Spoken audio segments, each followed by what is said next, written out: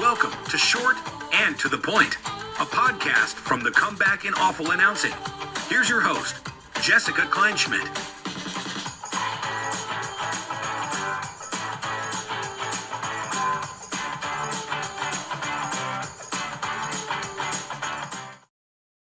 Welcome back to Short and to the Point. I feel very news reportery today, but Jessica Kleinschmidt here for Short and to the Point on the Comeback and Awful Announcing. We just had to endure Game 4. Very interesting Game 4 of the World Series. Really an interesting series altogether.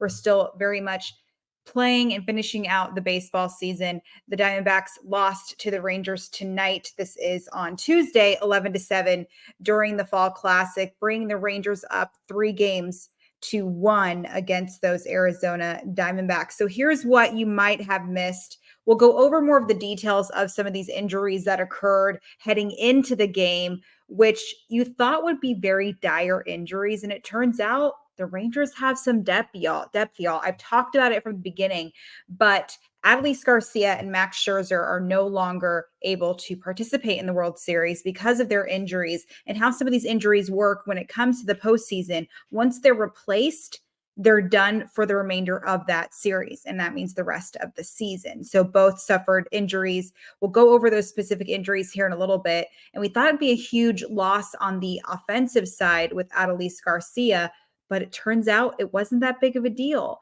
And I'm not saying the loss of him is not a big deal, but it is what it is. Josh Young doubled in the top of the second inning, and all of a sudden you forgot Adolis García existed. Just kidding, Adolis, if you're listening, because of course you're listening to this. But after that, there's a strikeout from Nathaniel Lowe. Joe Manaply, who served as the opener, was removed and replaced by Miguel Castro. But then the Rangers had some spark in them. A fire was lit under their you-know-what. Young scored on a wild pitch, followed by Travis Jankowski, who, by the way, replaced Adolis García, who suffered that oblique injury and really proved himself. When Jankowski replaced Adolis García, we knew what we were getting. We were not going to get a replacement at the bat. Perhaps defensively, certainly so. But imagine your World Series debut, and not only are you replacing a bat like Adolis García, but you do so and then some. So good for him. So following that, Marcus Semien, my boy, who was kind of quiet the entirety of the postseason, hit a triple to score. And then here's some advice, y'all. If you ever go up against Corey Seager in the postseason, don't. Just don't. Corey Seager went yard, and that's just how the cookie crumbles. Stop pitching to Corey Seager in the postseason, y'all. He actually, in a postseason comparison to Reggie Jackson, who I just met last year, actually, he comes to a lot of the A's games. Of course, he's a legend. In 77 games between those two, so Corey Seager and Reggie Jackson, in 77 postseason games, Corey Seager possesses 19 home runs. Reggie Jackson possesses 18. They both possess 48 RBI each. Now, of course, we know Reggie Jackson is Mr. October, and we're comparing apples to oranges in certain aspects. And of course, Seager has a lot of postseason exposure during his time with the Dodgers, and I think he's going to probably double that exposure during his time with the Rangers, which is what happens when you spend $500 million on your infield between him and Marcus Semien, of course. So things somewhat turned around for the Diamondbacks, but before that, the Rangers in that inning, they all hit for the cycle collectively as a team. So no team had done that in the World Series since the Braves did so in Game 5 of the 1991 World Series, and they did it twice that night. So props to MLB.com's Paul Casella for that little tidbit. Things, like I said, finally the Diamondbacks bit, because they're snakes and that's what they do, turned it into a ball game. Things got interesting in the bottom of the 8th when Tommy Pham scored Corbin Carroll on a sacrifice fly. And then Lourdes Gurriel Jr., with all of his hair, all of his purple hair, hit a 3-run bomb to close that lead. And we were 11-5 heading into the top of the 9th. Gabriel Moreno singled to score 2 toward the end of the game, but that didn't matter. So we're going to take a step back here because we know what happened at the end of that game. There was a bit of a snoozer there for a little bit. Producer Phil was messaging me saying, you know what, Jess, this is like, what's going to happen? we're sitting there in the 5th, 6th, and 7th. He even joked with me. He's like, should we record the podcast now because the game's over? Funny little Phil, as I call him. So let's talk about heading into the games. This is what was interesting. Adolis García showed up to the clubhouse, the first guy there. And Buster Olney of ESPN said that not only did he see Adolis García with a bat, but he said all was fine. It doesn't necessarily matter, however. Those are very finicky injuries when it comes to the oblique injuries. It ended up being a moderate strained oblique. And what happened was yesterday or the previous day in game 3, after he swung in the 8th inning, he grabbed his left side. I actually did that recently, but it's because Mama's getting a little experienced in life. I'm not going to say old. Mama still got it. I'm not old. I've just seen some stuff. Been around the block a couple of times.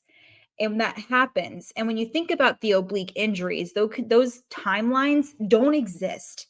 And this is what was interesting. Of course, the MLB Network broadcast was covering this, which means Albert Pujols, who's out of retirement now, landed himself a broadcasting gig with MLB Network. So during the broadcast on the pregame show, he said the moment he heard Adolis García underwent this injury or suffered this injury, he's like, man, this guy's done for the season. Things could have been different if this happened in the regular season because you have a little bit more time to spare. But when it comes to this, Pujols said, I've dealt with that. And you can't just wake up the next day and deal with it. It's a very finicky injury. Timelines don't exist. And when it comes to these injuries specifically, I think of Bryce Harper. Do you remember last season he suffered that UCL injury? Of course, he's a hitter, so it's a little bit different. And if he does need to just do a strictly DH routine, he can do that.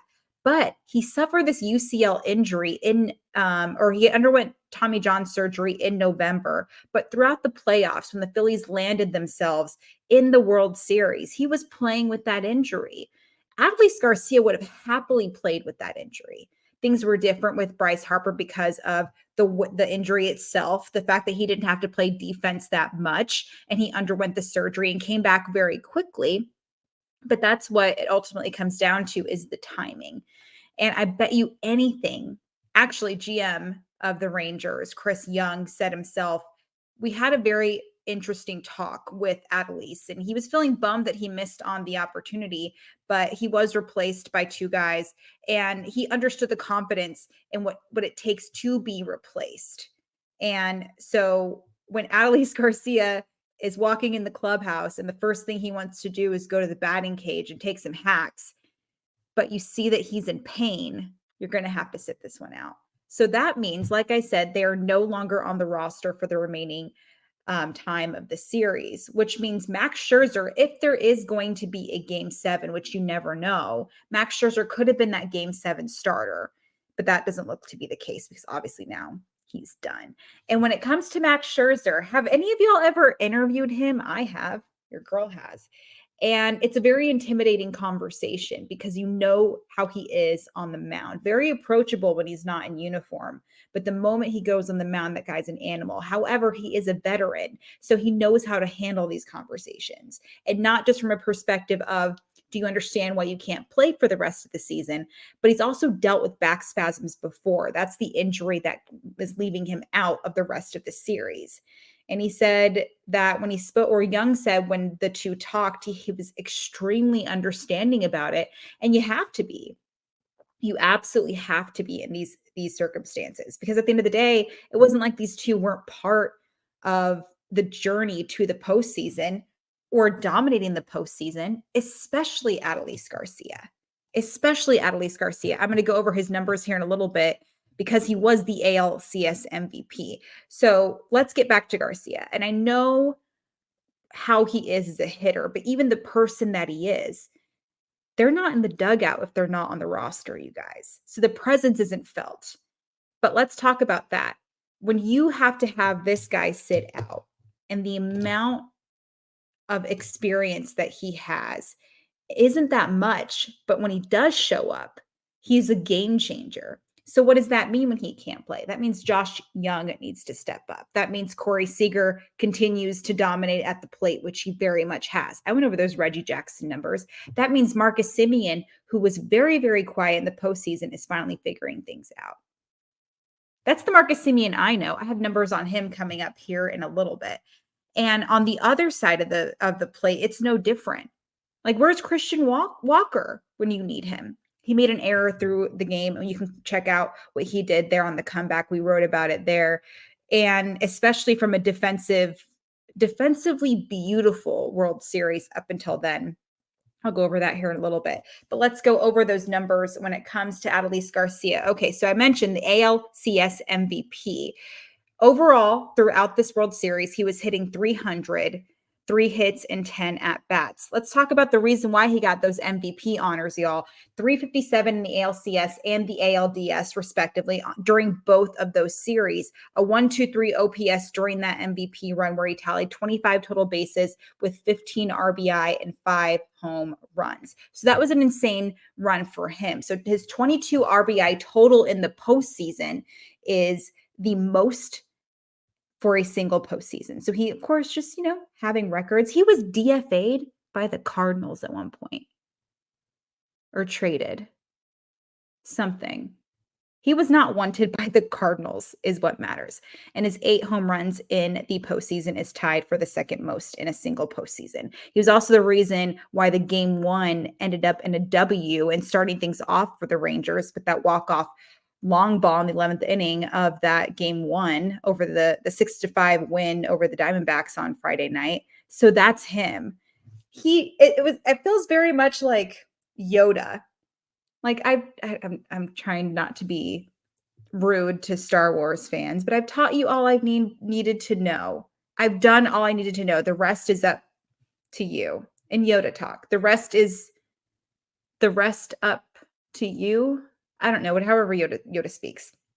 So what the Diamondbacks had to do was think about that. Okay, cool. If we don't have Adolis García, we can't just rest. I mentioned that depth. That's why Adolis García was chill. It's like, oh, I know everything's going to be taken care of. Everything's going to be fine because of the fact that I know these guys are going to take care of me. Because of the fact that I know that we have these strong guys who are able to help us out in the postseason. That's why these guys are where they are. It's not just because of Adolis. We talked about Marcus Semien, how strong of a season he had. And so what do the Diamondbacks have to do? They have to pitch around those guys. That means they know that Josh Young's going to bring it. They know Semien's going to bring it. They know Corey Seager, don't pitch to him. So it wasn't like they had a chance to take a breath. Just because Adolis García is sitting this one out doesn't mean we're done. Not even close. You saw it was 10-0 at one point, you guys. 10-0. So we didn't have a fun baseball game for a little bit. Diamondbacks fans were struggling. Imagine spending all that money on a ticket to see a 10-0 game. It's not something that you like to watch. We knew that Corey Seager was going to be that guy. So with Ezekiel Duran and Brock Burke replacing those guys, both those men knew things are going to be fine. I mentioned the depth. It's insane. The talks that they had were great. Chris Young was very much appreciative of how these things went. And when you're a veteran and you know these injuries are going to get to you, you have to suck it up because you know for a fact you're not going to be able to continue. Could you imagine how difficult of a decision that was, though? To say like, man, sorry, but it is what it is. This World Series has been weird, though. It's a unique World Series where we have these wild card teams going about it. And I know Garcia didn't handle the news as well as he might have, but it's because he's a baller. He wants to be in there. He got that dog in him. He wanted to be out there so badly and very much understood. He was part of the reason why they advanced so quickly and so strong as they did. And now that we know they don't return for the remainder of the World Series, that's a whole different thing.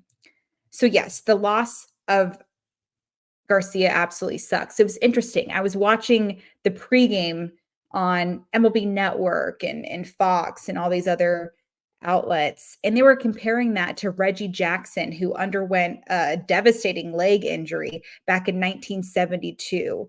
They just finished playing, I believe, the Detroit Tigers, heading to the World Series. That's a childhood dream of his, and he wasn't able to play in the World Series. I was at the Oakland Coliseum. I wish I was there to just soak that all in. I would have loved to see that era of A's baseball. But imagine going all the way and not being able to finish. And that's what's interesting, y'all. I cover a Major League Baseball team for a living. I cover 162. They are so battered and broken by September, by August, and they have a tough decision to make. And all of these decisions are based upon where you are at in the standings. Are you a playoff team? Sure. Do you need to suck it up because maybe you're heading toward arbitration, you're heading toward free agency, and you're trying out for a team that could be looking at you? That's what the postseason is too. One big, fat, sexy resume. And that's what you have to think about. And I'm not saying that means Adolis isn't going to get any sort of future. We know Max Scherzer always ends up on a winning team. It's Max Scherzer's world, and we all live in it. But think about that too.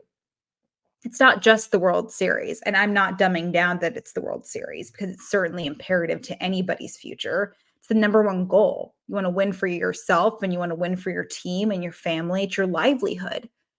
So you're also trying out for prospective other teams.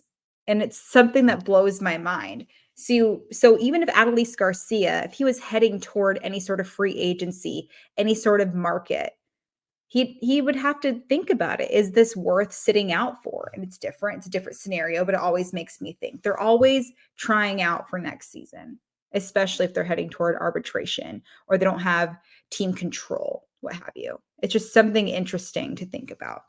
So when it comes to the right time, we all know. But here's the thing too, the timing. The timing is insane. The timing is insane. And I was thinking about this earlier because of the fact it doesn't matter if you are the best team during the regular season. It doesn't matter if you're the worst team during the regular season necessarily. It all matters of when you're good. And this isn't a lecture about the layoffs. And by layoffs, for those who don't understand what I'm talking about, it's the big breaks. The big breaks when a team wins the division and the wild card's playing. We have 2 wild cards in the World Series. Stay hot. Stay hot. Stay hot. And you never know what can happen. Like last year, it was the 2 best. It's sometimes the perfect World Series is the best team against the hottest team. Phillies last year, hottest team in baseball. That's why they're on the big stage. But you're not going to beat necessarily the best team in baseball. This time around with the new playoff outlook, you're getting 2 80-plus win teams going up against each other because they were hot at the right time. Think about it. In any situation of baseball, it doesn't matter what point of the season that you're at, if you're hot, you got to ride that into the sunset. Because you know for a fact after that you can cool off. And you can cool off very humbly. Very humbly.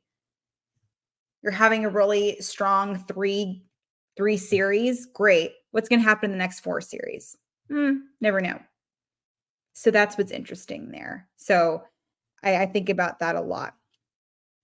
Marcus Semien was so due tonight. He had a good game previously, but tonight was the Marcus Semien that I knew. And this guy's durable. And the main storyline surrounding him was the fact that he had such a good regular season. And he definitely did. I remember talking to him in 2019. His number one goal was to start in all 162 games at shortstop.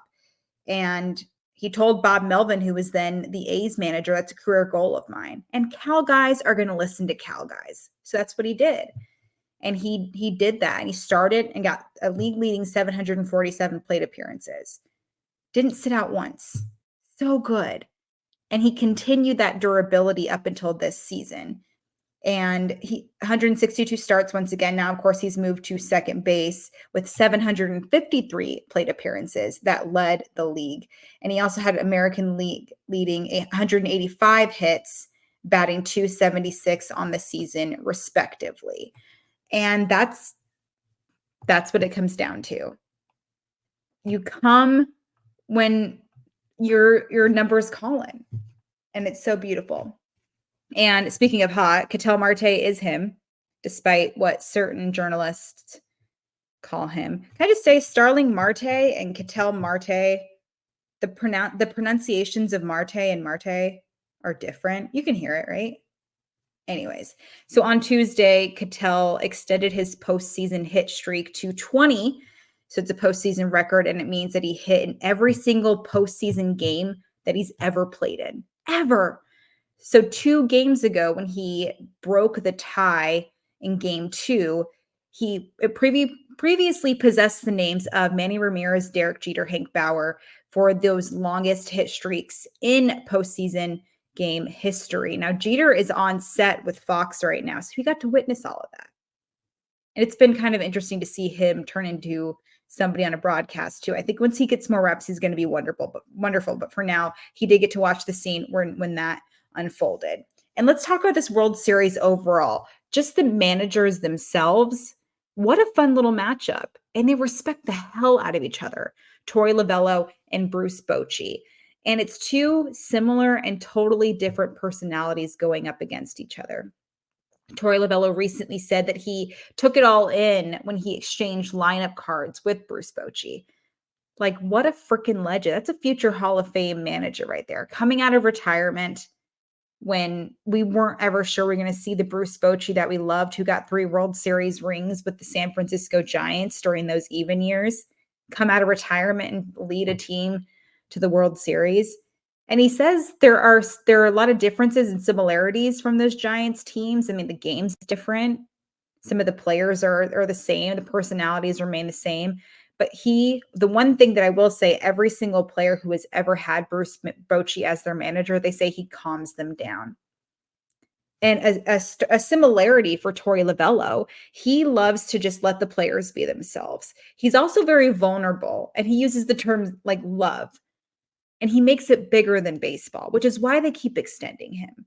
That's why they want to keep him around. Mookie Betts said it himself. Torey Lovullo means more to me than you guys will ever understand. And they had a fun little segment on Fox Sports about it. And I cover the A's, where I'm very much used to a Diamondbacks vibe where people sometimes forget that this team even exists. So it's good to see them making some noise. And I mentioned that. You know, Brandon Pfaadt, what he's been doing in the postseason. I covered him for the Reno Aces last season. He came out of the bullpen, and I knew no batter was going to be able to handle him. And he's proving that. And it's just good to see that up and down the lineup. Evan Longoria, full circle moment for him.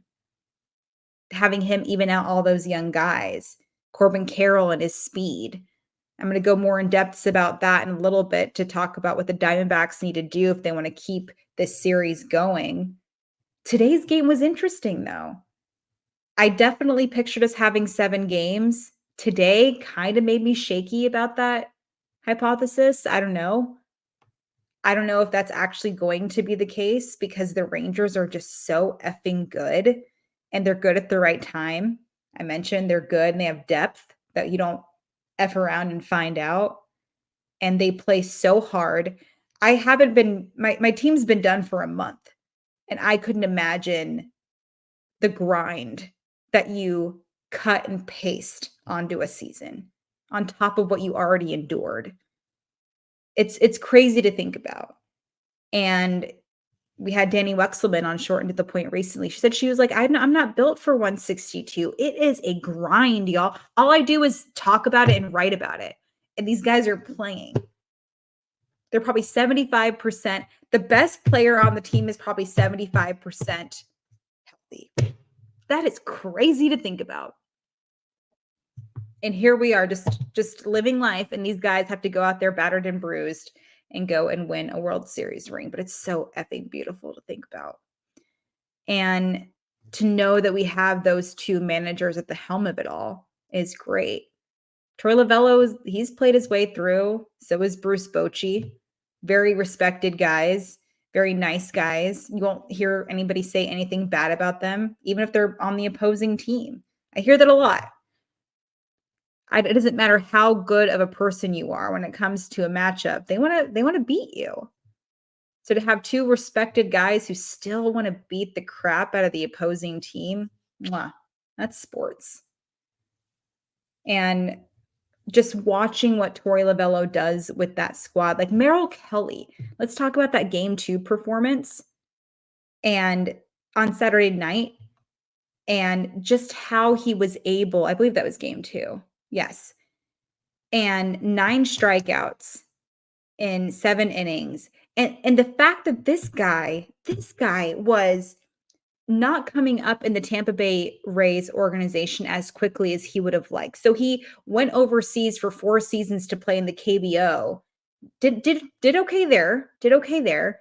And then the Arizona Diamondbacks gave him a 2-year deal. And then look at that. To go from not even to struggling in the ranks, getting up to AAA with the Rays. And when you go to the KBO, that means that's your only option left. Maybe you could be a journeyman in the minors, but he knew he had something there, to dominating in the World Series at 35. No walks in his outing. And it's so great to see. And those are the stories that are written. Like Jankowski today. Are you kidding me? Replacing Adolis García and doing what you did? Gorgeous. But I will say, one of my favorite standouts of the World Series before this game was the defensive capabilities across the diamond for both teams. There hadn't been an error in the first 3 games in all 119 World Series that have ever taken place until Christian Walker's snafu. And you can check out that article on thecomeback.com. It's very out of sorts of what Christian Walker did. That's not what he does. It's not who he is. But he did it, and those things happen. I don't think it had anything to do with the pressure, nothing to do with the atmosphere, the noise. These things happen. But could you imagine the first 3 games in 119 years, not one error took place? It's effing insane, man. It's the coolest thing I ever heard. And I've heard a lot of cool stuff. And Bochy even himself said that defense was fantastic. So if you're impressing Bruce Bochy, something's going good for you. So what needs to happen for both teams in order for this to be a successful World Series? What do the Rangers have to do in order to continue? Well, I don't want to say it's easy, but Nathan Eovaldi gets the start. So Nathan Eovaldi has to be Nathan Eovaldi. Just show up, bro. Just show up. Show up and do you. That guy's fantastic. There is nobody better that should be starting on the mound for the Rangers tomorrow, or today in this case. Don't break what you broke, or haven't broken. And it's no different, even with the absence of Garcia and Scherzer. So Eovaldi gets the start, and all you have to do is pay attention to what the offense did tonight. Young, Seager, Heim, of course, had a great game. Saw him back in the day. I knew that raw power was going to translate into something great. And then just have the defense handle itself. For the Diamondbacks to win, well, Zach Gallen needs to be regular season Zach Gallen. This guy was up in NL Cy Young Award discussions. It's probably one of the most, if not the most important start of his life. I think every Diamondbacks player feels that way. It's a young squad, very few veterans on the team. And by veterans, I mean playoff experience. So Zach Gallen needs to be the Zach Gallen that showed up during the regular season. Not this 5 ERA crap that his postseason numbers show. None of that. Hit the struggle bus once the postseason came. Maybe we're going to have a beautiful moment where we talk about Zach Gallen being that dude. You need to be that dude today, man. On top of that, Ketel Marte, hopefully he extends that postseason hit streak, 21. He owns the record, but just for Diamondbacks fans' sake, get Corbin Carroll on base, knock him in. He'll steal a few bags for you. He's speedy AF. He'll get the job done on the bases. And have Tommy Pham not just show up like physically and at the plate, but that guy is so needed in that clubhouse, in that dugout. We're seeing such a cool side of Tommy Pham. It's like a redemption year for him. I'm rooting for him so hard. The term misunderstood gets brought up a lot. But I can tell you what, I would love to have a man like that on my team. Despite all the past stuff that he's done, for him to have Jace Peterson who the A's traded during the trade deadline, for him to say, I want my guy to have a World Series at bat when he could have had a World Series record 5-for-5 game. Come on. That's gorgeous. That is gorgeous, as Taylor Swift says. Also, speaking of, okay, I need to talk to you guys about this. Did you guys know the Arizona Diamondbacks logo? Do you see this? If you turn it on its side, I don't think I can because it's going to recorrect itself. If you turn it on its side, it is a snake with the tongue. I found that out today. Thank you, Tyler Kepner. Anyways, that's neither here nor there. I am, older than 20 years old, and I used to work with the Diamondbacks for like 5 seasons, and I did not know that. It's fine. But that's what they need to do. They don't need to wear the effing logo. They just need to hit the ball. Zach Gallen, have you a day, sir. Selfishly, I don't want this to end because then Philip wins. My producer wins, and we don't do any more baseball coverage. And I don't want that. I'm not ready for that. I'm not emotionally ready for that. I kind of am. But I want to know y'all's overall thoughts on the World Series because I know we didn't have a lot of good TV ratings, if you will. But I will say, if I remember sitting around with you with a glass or a bottle of wine, I'll tell you what my thoughts about some of these broadcasting, some of the media coverage has been interesting. I'm going to go with that. But I thank you guys so much for tuning into a very solo, interesting version of Short and to the Point. Jess Kleinschmidt here. Producer Philip always putting up with me, and I so appreciate you guys for staying up late with me. And by you guys, I mean Philip. Thank you so much for listening. Tune in to all of the stuff, Short and to the Point. Search all the platforms where you can get your podcasts. Also, the Comeback, Awful Announcing. Search us on YouTube, Awful Announcing, and we will see you next time. Want even more short and to the point? Follow Jessica at KleinschmidtJD and head over to thecomeback.com and awfulannouncing.com.